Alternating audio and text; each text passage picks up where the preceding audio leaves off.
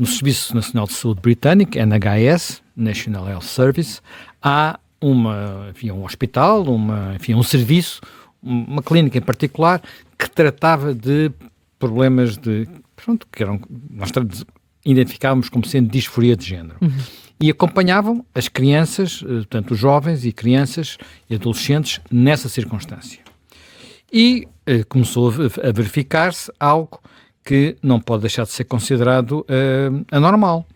E a normalidade é que nesse serviço há, não muitos anos, estavam registadas sobre 50, 60, 70 pessoas por ano. E nos últimos anos, 5 mil, 3 mil, quer dizer, em 10 anos, o número de casos diagnosticados, eu vou dizer diagnosticados entre aspas, ninguém está a vir a fazer o gesto, mas é isso que eu estou a fazer, o número de casos diagnosticados foi multiplicado por 100 vezes, praticamente 100 vezes. E com outra particularidade muito relevante, que é a maioria dos casos identificados até há 10, 15 anos eram rapazes e agora são raparigas. Mas quando digo raparigas é para aí 90%, 80%, 90% dos casos. O que é que se está a passar? Há qualquer coisa que se está a passar. Portanto, e então, e será que eles estão a ser tratados como deve ser? Será que estão a ser acompanhados? Além de que havia um outro problema, que também apareceu muito na comunicação social britânica, que é, isto não está a dar vazão. São tantos casos que não está a dar vazão. Há longas listas de espera de anos. E nós percebemos que num adolescente ou numa criança esperar anos não é possível. Portanto, o que é que se está a passar? Bem, ela foi fazer o levantamento e chegou a algumas conclusões, enfim, não vou falar de todas, mas acho que vale a pena referir aqui algumas, que me parecem muito relevantes. Primeira, não há toda a indicação de que há alguns casos que não foram, pelo menos, diagnosticados com o cuidado necessário. Pode ter havido, e terá havido, muitas situações que eram diagnosticadas como sendo situações em que, como está agora na moda a dizer, não me sinto bem no meu corpo, e que eram, por exemplo, manifestações de autismo. E o autismo passava entre os pingos da chuva. Portanto, depois, no tratamento, ela disse, está-se a fazer tratamentos, designadamente tratamentos hormonais, de que não se conhecem as consequências. Não há estudos, não há evidência sobre o que é que acontece se dermos um tratamento. Portanto, estamos a falar de chamados bloqueadores de puberdade, ou, de outra forma, por exemplo, dar hormonas femininas a rapazes. A rapazes, biologicamente rapazes. Sim. E já vamos a essa parte. Ou dar hormonas femininas a biologicamente...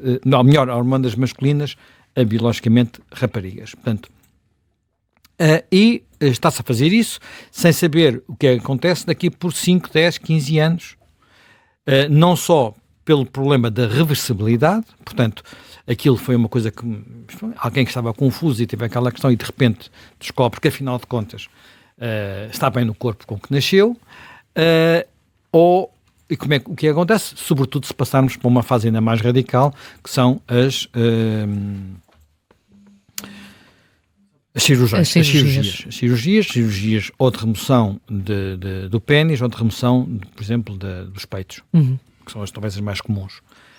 Bem, e ela disse isso, não há evidência sobre isto. Alguns destes medicamentos, destas hormonas, destas coisas que estamos a dar, até têm, há indicações que podem ser cancerígenos, por exemplo, e estamos a fazer isto às cegas. Portanto, é preciso mais calma, mais estudos, mais devagar.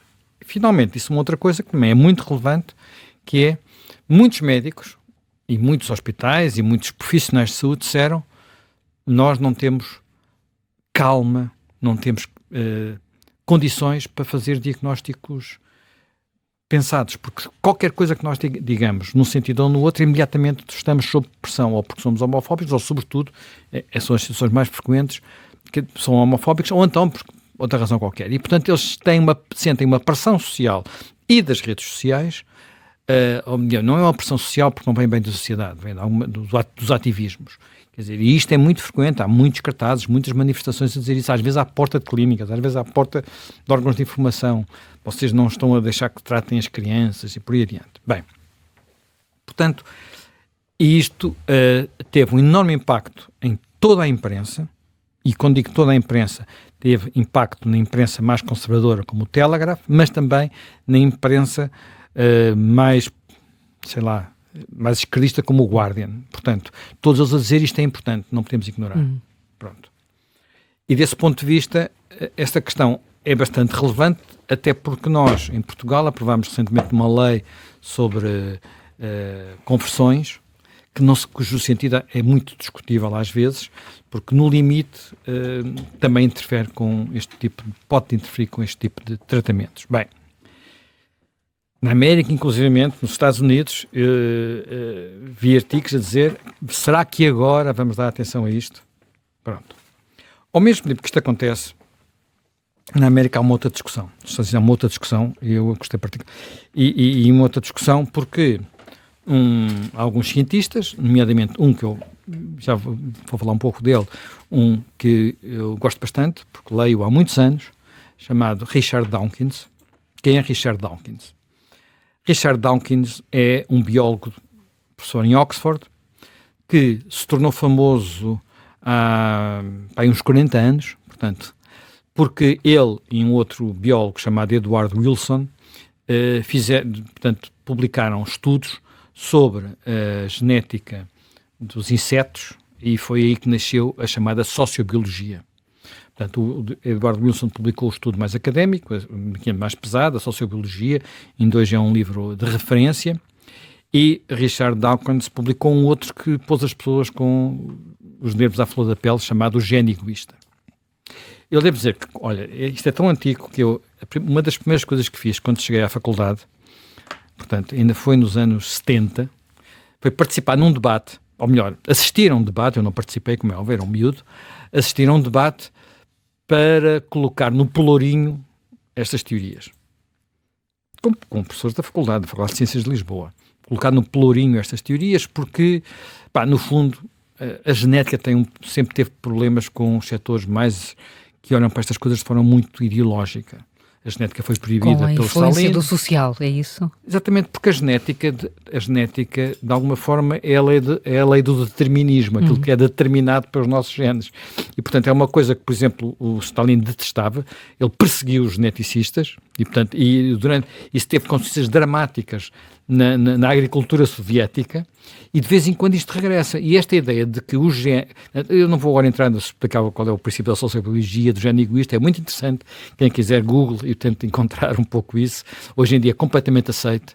Mas havia uma reação que era totalmente ideológica à simples ideia que o gene podia ser egoísta. Porque não pode ser, tem que ser solidário, não é? Pronto. Ora bem, o Richard Dawkins ainda se tornou mais famoso há 10 anos atrás, 12 anos atrás, porque escreveu um livro a declarar-se ateu e um livro a tentar demonstrar que é impossível haver Deus. Eu me entrevistei nessa altura, entrevistei para o público, fiz-lhe uma entrevista, até eu achei um pouco arrogante, assim, muito coisa, achei. Mas foi muito interessante, ele era muito afirmativo, foi pelo telefone, à distância, mas, enfim, não estava a ver a cara dele, mas foi muito interessante. Bem, e agora o que é que ele diz? O que ele diz, ele assinou recentemente um texto no Boston Globe com outra figura também bastante, foi conhecida há uns 20 anos, porque escreveu um livro, fez uma coisa muito provocatória, que foi, inventou um artigo científico na área das ciências sociais e enviou para uma revista de referência das ciências sociais e ele foi publicado, uma coisa completamente inventada. E depois disse, isto é o pós-modernismo, há umas coisas que parecem certas pela linguagem, pelos termos que usam, aquilo era só disparates, mas que esta gente gosta, e aquilo foi publicado. Eu lembro quando isso aconteceu, o nosso campeão nacional do pós-modernismo, que era o Eduardo Pardo Coelho, ficou irritadíssimo, escreveu textos sobre isso, mas o livro está publicado em português na Gradiva, quem quiser pode ver. Bem, o Sokal e o Richard Dawkins fizeram recentemente esse artigo. Porquê? Bem, porque a Associação Médica Americana e portanto, a Academia Americana de Pediatria estabeleceram regras dizendo que não se pode usar a palavra sexo. Portanto, tem que se usar, ou melhor, não se pode usar macho ou fêmea, homem ou mulher. Só se pode usar sexo atribuído à nascença. E o que eles dizem é uma coisa simples. O sexo não é atribuído. O sexo é o que lá está. O sexo é uma das realidades mais permanentes da ordem do mundo vivo, da ordem da biologia. E há coisas que são permanentes nas plantas, nos bichinhos pequenininhos e também nos mamíferos e no homem, que é quando a célula sexual é grande, é uma fêmea. Quando é pequena, é um macho. Ponto. É assim. É assim. Pronto. Quer dizer, ou é a célula, ou melhor, é a célula sexual masculina, célula sexual feminina. Depois há aqui situações particulares, como é óbvio, portanto, situações, nem sempre isto funciona da mesma forma. Portanto, e é isso que permite determinar em todo o reino, portanto, todo o reino animal, todo o reino vegetal, permite determinar se estamos perante um indivíduo de um sexo ou do outro. Evidente que há situações em que existem os dois sexos do mesmo indivíduo, mas... Que são as anomalias. Não são anomalias, não são anomalias. Por exemplo, a flor. Sim, claro. Uma flor. Eu estava a falar no homem. No homem são anomalias, mas já vamos a elas.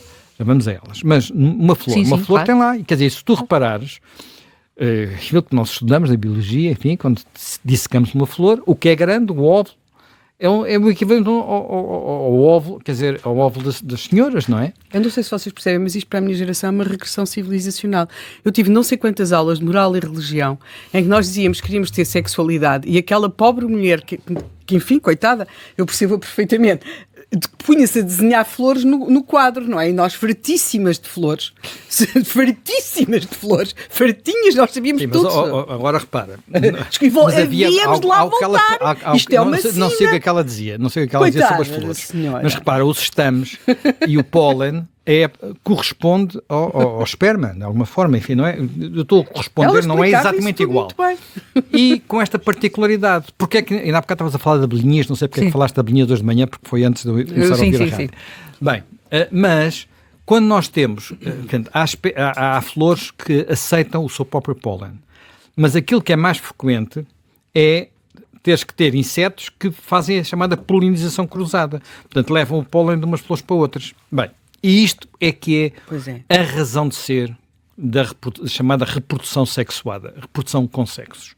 Porque para ter existido evolução, para o homem existir, para nós existirmos, houve uma evolução que durou 3 mil milhões de... Não, mais. Muitos milhares de milhões de anos. Portanto, desde que começou, pelos primeiros seres mais primitivos, até à nossa existência atual.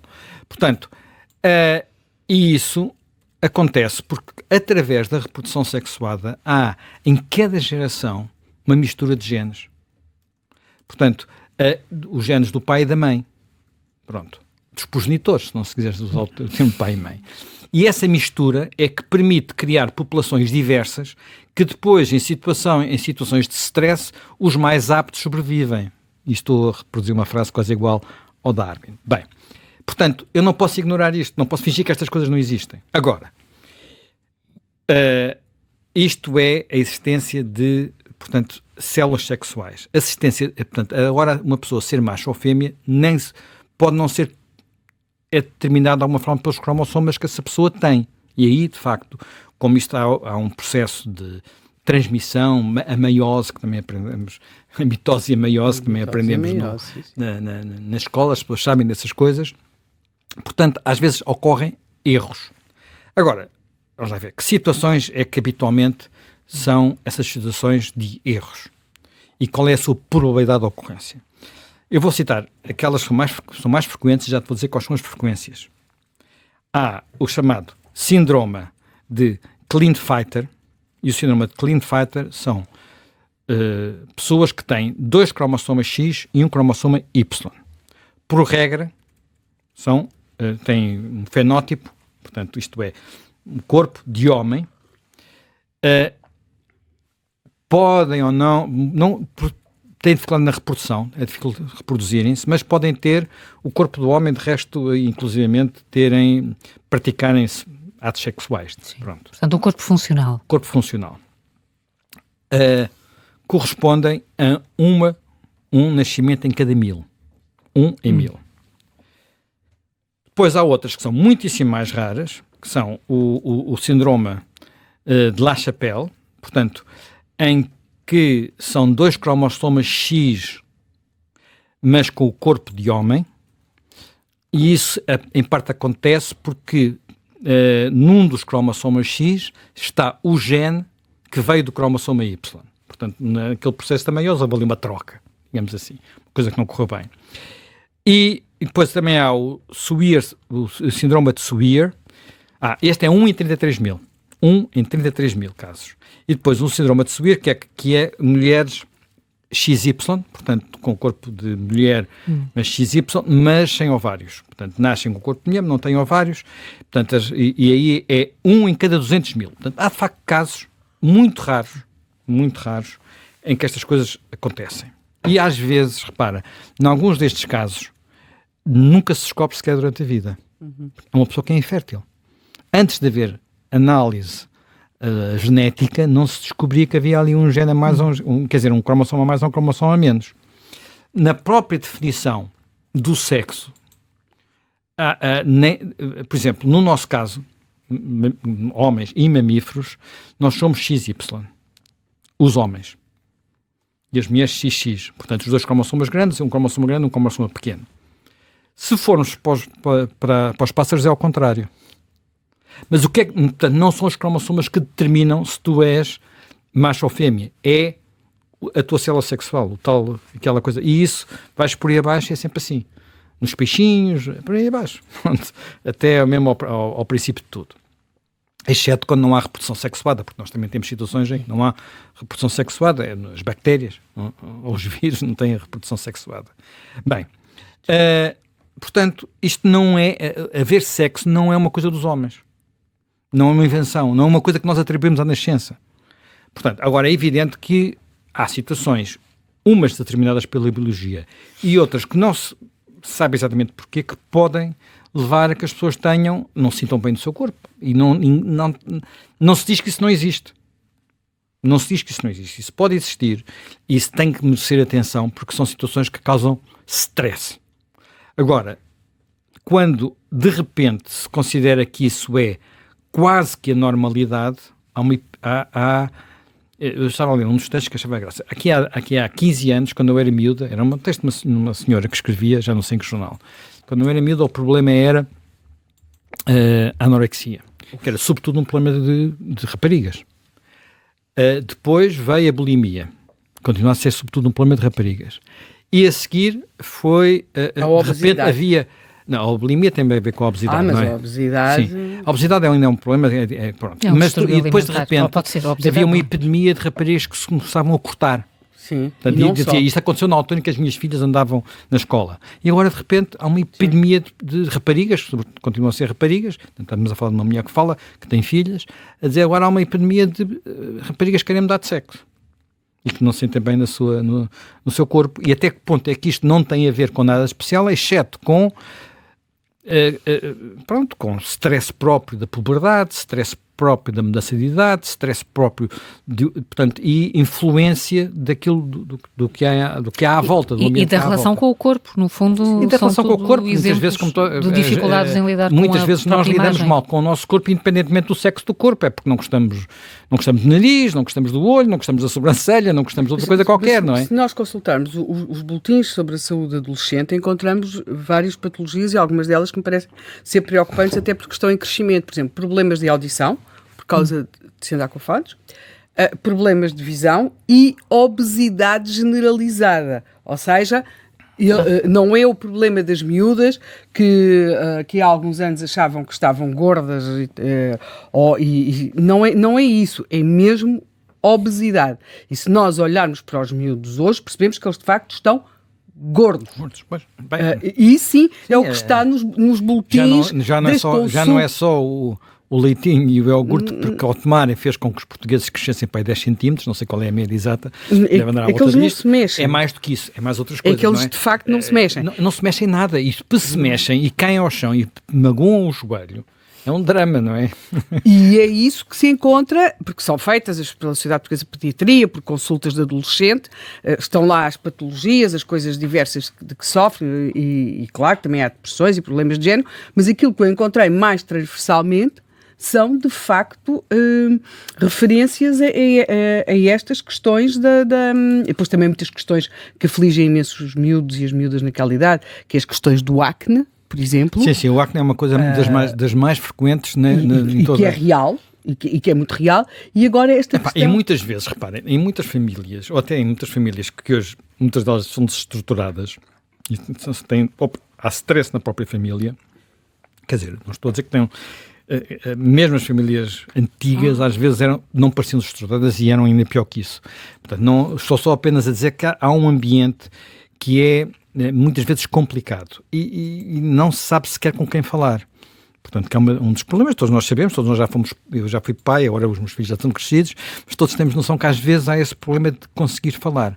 Aliás, uma das coisas, por exemplo, nas coisas que estava a ouvir do Dawkins, que ele chamava a atenção e que é muito curioso, os estudos hoje mostram que os companheiros, na formação da personalidade de uma pessoa e na formação de quem a pessoa é, os companheiros, amigos, são mais determinantes do que os pais. Que é uma coisa que os pais não gostam muito de ouvir. Mesmo os pais, o sentido pais de tribo. Não é só a tribo, não tem que ser tribo, é aqueles com que as pessoas se dão, se falam, procuram imitar, portanto, há todo este ambiente. E depois, repara, isto no Reino Unido e nos Estados Unidos começa nas escolas. Aliás, ela diz isso, ela chama-se Hilary Bass, acho que esse é o nome. Ela diz isso, que as pessoas ficam aterrorizadas, não sabem o que vão dizer, têm medo de dizer uma coisa que depois sejam acusados de ser homofóbicos e, portanto, isto vai andando. Bem, vai andando, quer dizer, e depois ela diz, e fazer este tipo de intervenções com operações cirúrgicas, com tratamento hormonal, bloqueadores, tratamento hormonal, com a ideia de que isto permitirá diminuir o stress e o sofrimento que seguramente existe em muitas pessoas, não indica que, por exemplo, haja melhoria nas taxas de suicídio. Isto é o tabu que nem se pode falar, não é? Quer dizer, mas é preciso falar, porque muitas vezes essas coisas acabam mal. Acabavam mal antes, porque havia suicídios de quem sofria de stress e não ligavam nenhuma, acabam hoje mal, mas por outras razões. E, portanto, se nós achamos que estamos a resolver o problema e não estamos, então é melhor tentar perceber o que é que está a passar, porque provavelmente há uma solução errada. Quer dizer, portanto, eu acho que isto tudo não pode ser ignorado e, sobretudo, não pode ser reduzido a slogans. São temas que exigem muita consideração e depois isto, no fundo, boa parte disto também tem a ver com procurar que tudo se resolva pela linguagem e que não existam factos, quer dizer, a linguagem é que é determinante. Eu, no meio destas coisas todas, uma das coisas que descobri que mostrou um pouco toda esta loucura, na minha perspectiva, foi uma capa daquilo que é provavelmente a revista científica médica mais prestigiada do mundo, chamada Lancet. Quem andou com o Covid lembra-se que muitas vezes as coisas saíam na Lancet, quando era na Lancet era fiável, e a Lancet, aqui há uns tempos, fez uma capa que eu não posso deixar de ler, e que a capa diz o seguinte, a capa é branca, letras azuis, e só está isto na capa, não está mais nada. Enfim, então chamadinhas pequeninas para outros artigos. Historicamente, a anatomia e a fisiologia de corpos com vaginas tem sido negligenciada. Já não há mulheres. Agora não há mulheres, há corpos com vagina. Eu recordo que foi por causa do primeiro tweet da J.K. Rowling a propósito destes temas, foi por causa de uma declaração pública de uma coisa da Unesco, enfim, já não sei que organismo da Unesco, em que de repente as mulheres tinham desaparecido e apareciam corpos com vaginas. Eu devo dizer que não encontrei ainda corpos com pénis como sendo sinónimo de homem. Mas lá chegaremos, ou então se calhar não chegaremos, porque se calhar são homens que estão a fazer isto, admito eu, não me faço ideia, não sei. Mas acho que isto quer dizer, repare, há muitas pessoas, e outra coisa que também resulta desse relatório, há muito, quer dizer, além de que as mulheres são mulheres, quer dizer, e têm um caminho a percorrer que ainda não foi percorrido. Quer dizer, eu acho que essa coisa, nós temos de estar preocupados, as mulheres têm um caminho a percorrer que ainda não foi percorrido e que está a ser, em alguns aspectos, minado por isto. Porque isto depois causa outros problemas, não é? Se eu coloco alguém com um pénis, mas que diz mulher, numa prisão juntamente com as mulheres, a experiência diz que muitas vezes isto corre mal. Isto é, há violações. Pronto. Ponto final de parágrafo. Mas eu não posso reverter o princípio porque ele é que sabe o que é. E atenção, em muitas escolas, as escolas muitas vezes estão a dizer, no Reino Unido, e não sei se é em Portugal, que é quem decide é a criança. E o melhor é nem falar com os pais. Porque os pais são caretas. Portanto, o que significa que em momentos em que eu, por exemplo, posso estar confuso sobre a minha orientação sexual, portanto, saber se sou...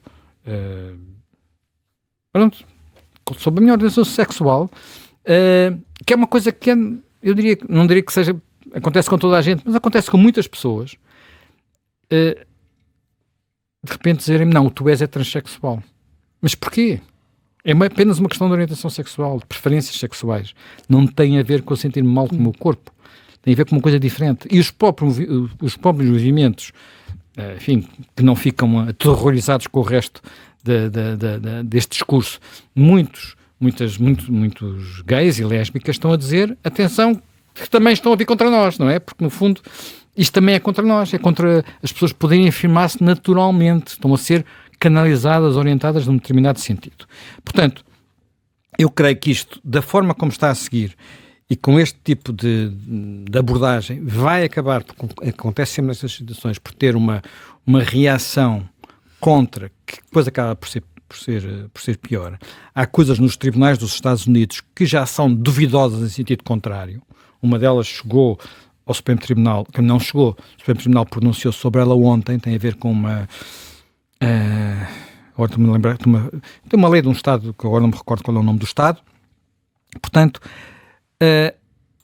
no limite, isto significa, como em muitas outras situações, que o exagero acaba por conduzir a problemas contrários. E, portanto, não querer acabar com a realidade, isto é, não querer acabar com a biologia, ou melhor, querer acabar com a biologia, como outros movimentos fizeram, só em nome de um idealismo utópico, acaba sempre por ter o resultado contrário e pior.